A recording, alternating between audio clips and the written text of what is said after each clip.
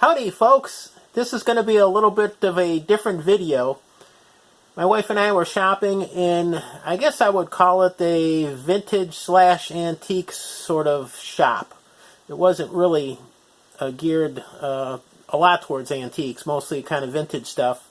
And the prices are quite reasonable, but I found a couple things, so I thought I'd go over them with you. Another pair of safety glasses. They're perfectly clear. I don't think they've been used, and I always like to get the plastic case to keep them from getting scratched up. But the video is really about this this box here. It says Water Right on the front. And let's go ahead and open it up and take a look. I'll give you a different camera angle here. Alright, let's take a closer look at it. The box says Water Right, and it's a nice plastic box. It doesn't close all the way because the little lock thing is bent, but I can fix that. And the whole thing was $5, and I don't think there's anything in here that I really need, but I figured I'd get it just for fun. It looks like there's a lot of interesting stuff in here. So let's see what we have. Oh, all sorts of neat looking stuff. This looks like some sort of pool test kit. And I'm going to do a quick go through here because some of this stuff is just so filthy that I can't really show it too well. But this is the way it looks now as I bought it. Some test kit, a bunch of reagents, a bunch of these ampules with different colors on them, a couple of mucked up Erlenmeyer flasks, a pair of them. I figure that's worth $5 in itself. Some also dirty large test tubes here. This thing, which, let's see, what does it say? It says a portable water softener. So it looks like everything in here has to do with testing water. So I wasn't really sure what this was all about. I thought maybe you needed special water to do some of the tests or something, but I don't think that's the case. But I'll talk about that in a second. What else do we have? Some little tiny vials. A bunch of chemicals that some of them say silica and hardness and things like that. There's a bunch of these Hach powder pillows, and I'll go over those later too. I'll get everything cleaned up. I don't even want to touch it because it's kind of nasty here. So anyways, that's the way it looks new, and unused, and we'll go ahead and clean it up and take a little closer look when we can kind of handle it a little bit better. Shazam! I'm back. We got everything cleaned up. The box is a really nice box. It's sturdy. I fixed the little lock tab here so it does close without a problem. Locks up really well. It's sturdy. If nothing else, I got a box out of it. So anyways, let's take a look at what we have. I took the ampules out of the top. It might be a little easier to see if I lift them up, but I can bolt those back down there. And it was a little bit easier to clean. But taking a look at this box, it was obviously for water testing, but the softener kind of really threw me for a loop because I really couldn't understand what that would be used for as far as testing. And it's not. What I figured out is that this test kit is actually something used by salespeople, and I looked up Water Right, the company that had the sticker on here, and they make water softeners and such. So this was used by their salesman, I'm sure, and it wasn't sold by them. They wouldn't want to sell it, but they actually used it to go into a prospective customer's house and test their water. So they would go in and look at the water and get a little sample out of their faucet and check for iron, and oh yeah, you got iron. And then you check for the hardness, and you put so many drops, 5-10 drops of soap to get it to suds, and say, oh, your water's hard. And then you would whip this thing out, and it's a miniature water softener, and this actually fits. It's a rubber piece that actually fits on the end of a faucet. So you put that onto your faucet, turn it on, and the soft water would come out of the end. So you would collect it in a glass or other container. You let the homeowner taste it and say, oh, see how much better that tastes. And then he would go through and test it and see, you know, oh, this is much better. It's much less hard. Instead of, you know, 5 or 10 drops of soap to get it to suds, you only need 1 or 2.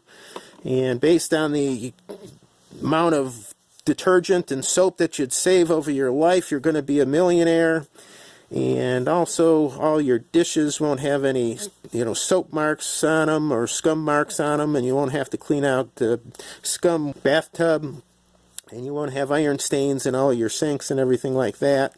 So that was probably the spiel, but I guess maybe I could be a salesman for them. Who knows? They wouldn't, like I said, they wouldn't be selling this kit, but I did. Hach is the people that made it, and they have they're the ones that supplied all the reagents.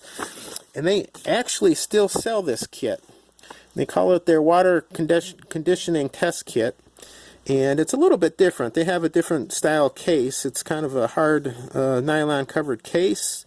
Instead of these ampules to look at colors, they have this color wheel gizmo that you put in different color wheels to read the results of different tests. And also this kit has a total dissolved solids meter, which this one doesn't. So other than that, is very similar. This kit also has some extra reagents and stuff, I think, for testing for silica. So I'm going to get some of this stuff out of the way here, and we'll kind of look at what we have. First thing, and this is not part of the kit.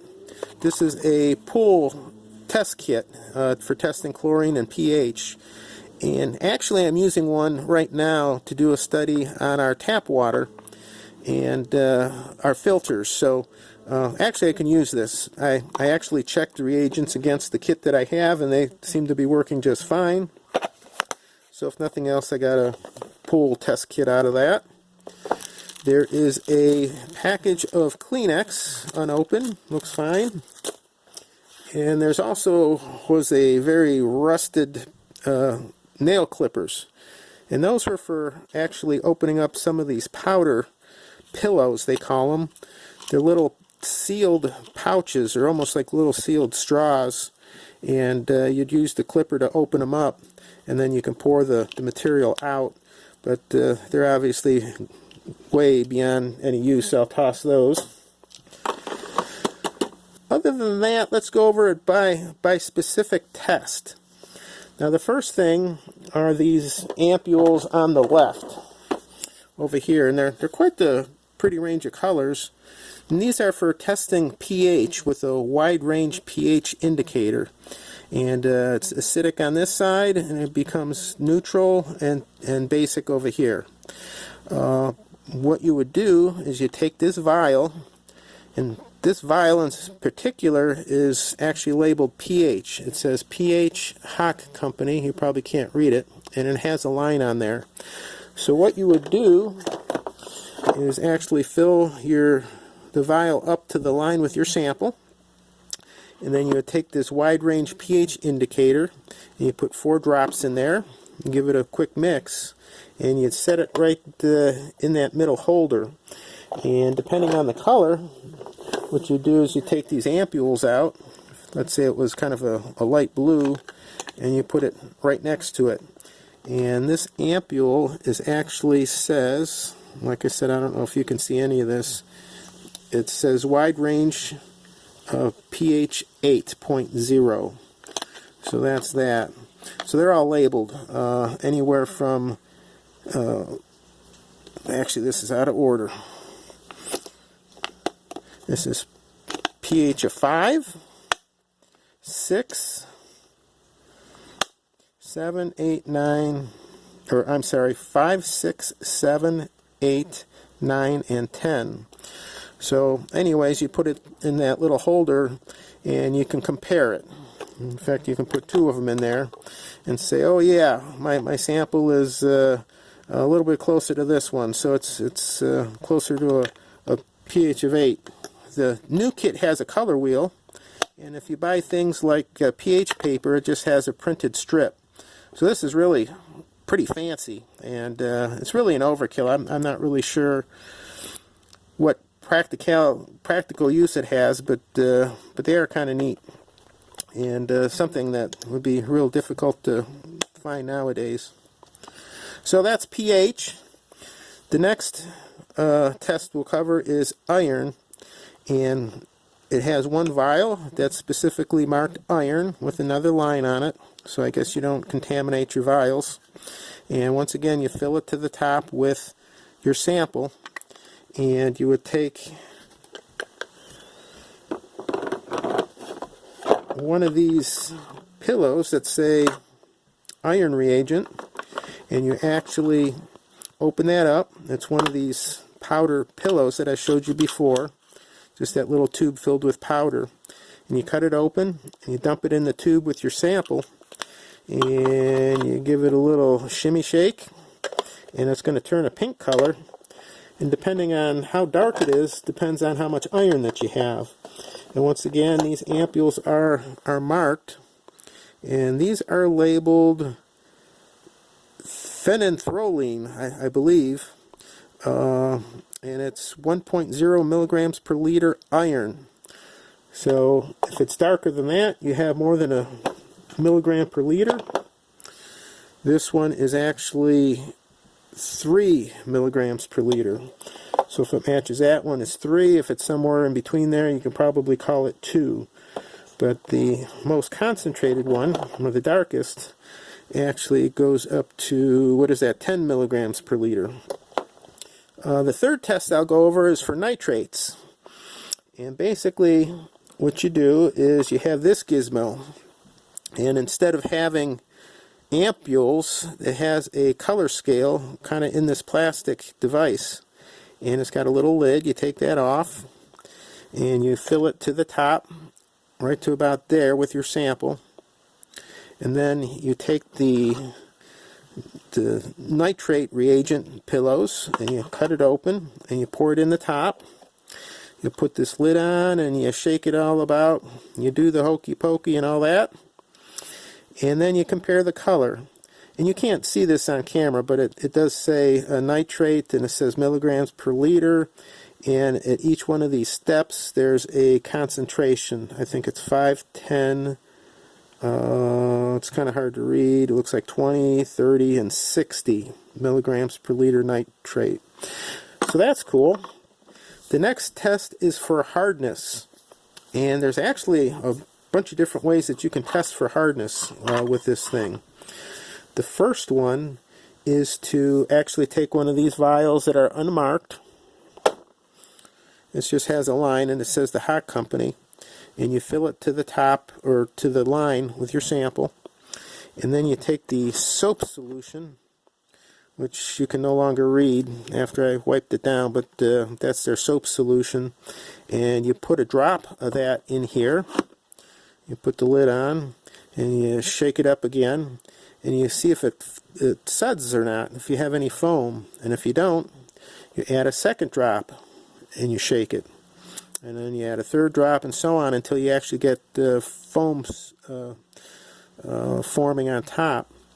And based on the number of drops, you can actually calculate out a level of hardness. It's given in the directions there, but anyway, it's a good comparative. You know, like I said, they probably showed the homeowner that, you know, the treated water only needed a drop or two, while the stuff out of the tap needed a whole bunch. So that's a good show and tell for the customer or prospective customer.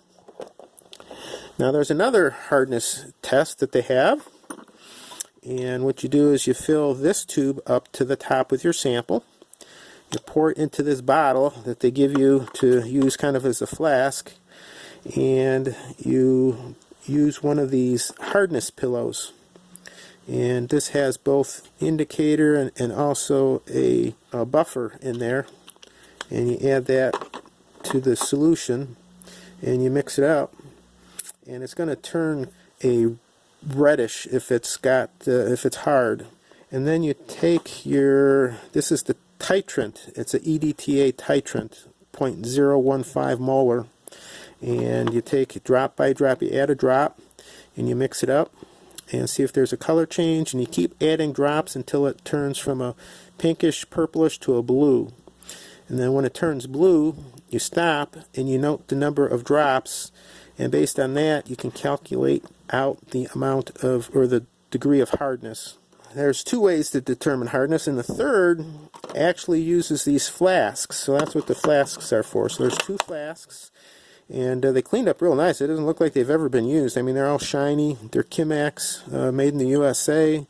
The rubber stoppers are nice and soft and still usable. So that's nice. And to use these, I'm not sure if I have all the reagents. You're supposed to add, well, there's a bunch of different methods, but one method actually uses some drops of a buffer and then some drops of an indicator, and then you do the titration with this same stuff, the EDTA, and you look for the color change once again from the reddish purple to the blue. So that's what these were for. So that's about it. That's all that I have. That came with the kit, but there's some extra stuff that came with it that I think is for something different.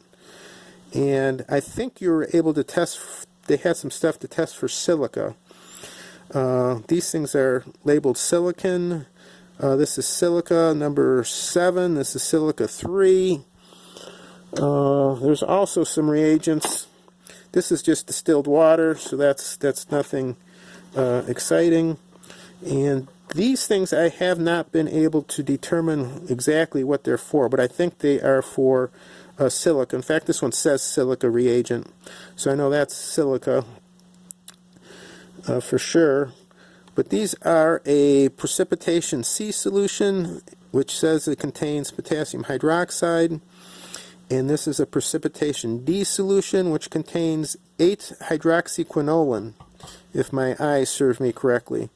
But searching through everything online, through all the Hach stuff, I can't find any reference to this. They have catalog numbers of 214 and 215, and those are just ancient catalog numbers. You can't find anything through the catalog number. I tried just searching Google to see if there's any old references and couldn't find anything. So I looked up this material, that 8-hydroxyquinoline, and it says it's used for analytical stuff for various different metals, but it doesn't really say, anything specific. So I'm a little bit at a loss. We have a couple test tubes. The label got messed up, but they look new, and they're Chemex, made in the USA. I don't know what they were used for. Don't have any reference to that. And actually these caps, which I think they were the original caps for these bottles before the droppers were on here. And this dropper is just in bad shape, and I think the soap was one of the things that were making this whole case a complete wreck. Here's another glass vial. I'm not sure what that's for either. Other than that, there's a dropper and maybe something else floating around here, but that's about it. So anyways, that's the test kit. So it looks like we're set up to do about 4 different tests. The pH, the iron, the nitrates, and a couple different hardness tests, and some materials to do some others which I can't figure out. Alright, so now the question is whether this mess was worth $5. Actually, I bought it just to go through it and see what was there, kind of for the entertainment value. And it was fun. I did go on eBay, and they had a kit just like this that was new old stock. It was never used. They had it listed for like $278, which is kind of ridiculous because all the reagents are probably old and whatnot. Now, if you go to Hach and you want to buy the thing brand new off of their list, it goes for $860, I believe it is. Which is quite expensive, but once again, all the reagents are new and all that. So, to me, if I was first starting my lab, I'd say, definitely, each of the flasks are worth about $5. each, and they're pretty much like new. And I already have flasks, a series of flasks. So maybe if I'm doing something where I need multiple 250 ml flasks, I might be able to use it. But who knows? Same with the tubes; they look in really good shape. But I already have quite a few tubes, so I don't know about that. As far as the pH testing, I already have a pH meter, a couple pH meters, different indicators, pH paper. I don't really need a method for measuring pH, but these ampules are really cool. It's not something that I need or even want, but I could probably sell those online because they're really kind of cool. If somebody who likes to collect vintage chemistry stuff, it would be neat in somebody's lab or something like that, on a wall or on a shelf or something.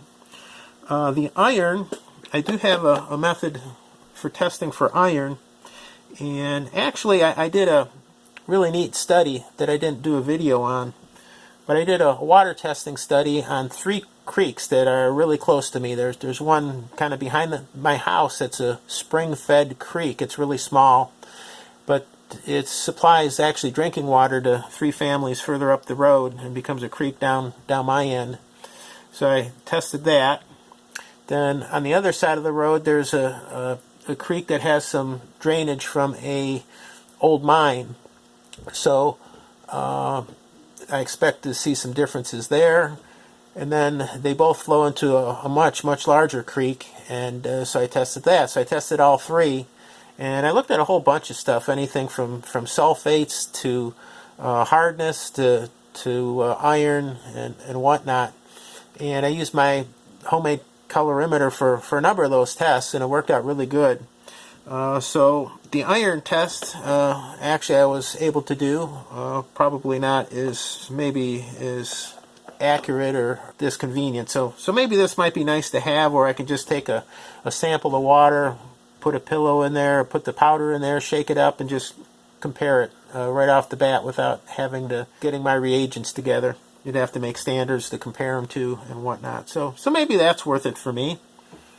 When I did that creek testing, I didn't have a nitrate test. I did use a aquarium ammonia test just to get some idea of the amount of nitrogen in there. So the nitrate test might actually come in handy. But once again, I don't do a lot of water testing. But as far as hardness, I actually did a comparative hardness study. I made my own soap solution. I think it was a 10 gram per liter or something like that of soap, and saw how many drops it took to make the stuff suds, and I got a hardness comparison between the creeks, which was interesting. But this is a little bit more accurate, and but still, I have all the reagents if I do want to do a titration. I do have EDTA, I do have the indicator, so it's not a necessity for testing for hardness for me. The water softener, I can't really imagine too much use for that unless I can use the resin for some sort of ion exchange resin to do a separation or purification of something. I have nothing at all in mind to think about that. Some of the other reagents, who knows? So for me, it was kind of, it's worth $5 just for the fun of looking at it, and like I said, someday I might need the flasks or something, and some of the other tests, so it might be nice to have around. And so I'm kind of debating whether I want to just save some of the the pillows and file this over with my flasks and just use the box for something else. I'm not sure what I would do with the ampules here. So anyways, that's about it. If anybody knows what these precipitation D solution and precipitation C solutions are actually for here, let me know. And if anybody has any information on any of this, just leave it down in the comments. I'd be interested. So I got myself into a whole bunch of stuff here just with $5 of messing around.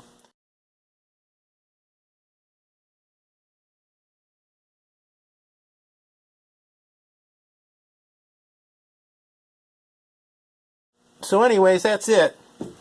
I hope it was a little bit different. I hope it was kind of interesting. I did learn a few things about some of the tests and materials that are out there. Well, thank you for watching, and happy water testing.